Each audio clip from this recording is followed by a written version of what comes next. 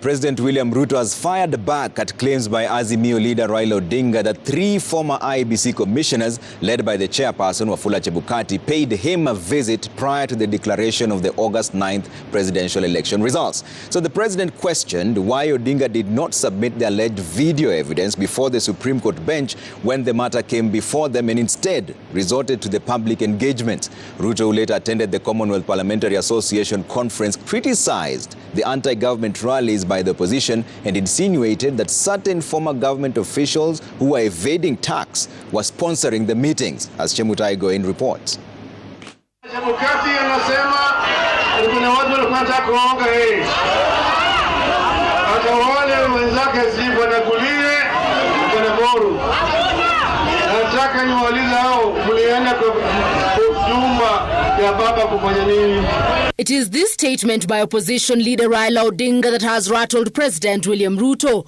While addressing prosecutors from 43 African countries, the president hit out at his political rival Raila Odinga over his claim that he was visited by 3 IEBC commissioners before the announcement of the presidential results, wondering why the matter was never brought before the court when his victory was challenged. He is telling this story 5 months after the act, and he is volunteering this information laced with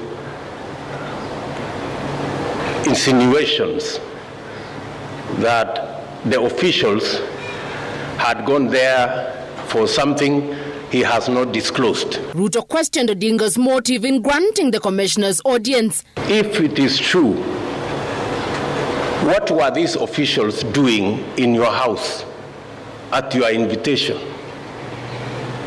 Being a candidate, how did you end up inviting officials of an independent body to your house? In a further response to Azimio's claims that the Ruto administration was compromising agencies in the criminal justice system, this after DCI Director Mohamed Amin stated his intention to institute investigations into the veracity of a report released by a whistleblower alleging that Odinga won the 2022 presidential election by over 8 million votes. President Ruto said his administration will not weaponize the criminal justice system for political expediency.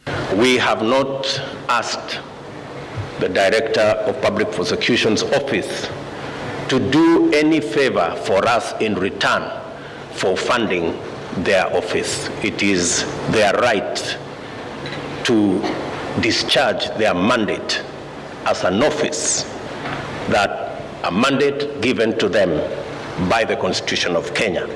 And we have no trade-offs, and we will have none. I wish to reiterate my gratitude to His Excellency the President of the Republic of Kenya and his administration for the steadfast commitment to safeguarding justice by promoting the independence of all criminal justice institutions.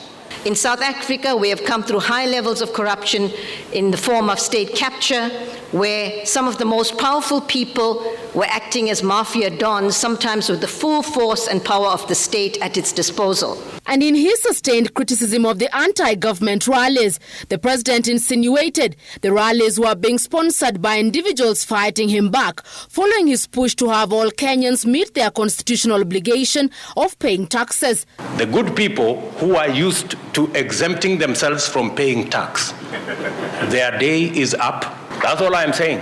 And it doesn't matter, even if they sponsor demonstrations so that they don't pay tax, I want to promise them they will pay tax.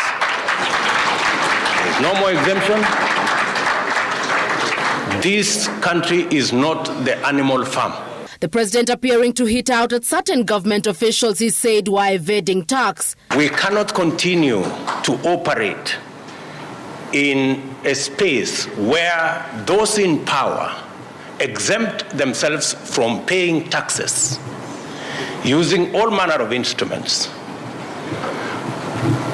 while those who do not have as much power pay tax. The president adding that no amount of intimidation would push him to allow a select few not to meet their tax obligations, saying the monies were necessary for the delivery of government services.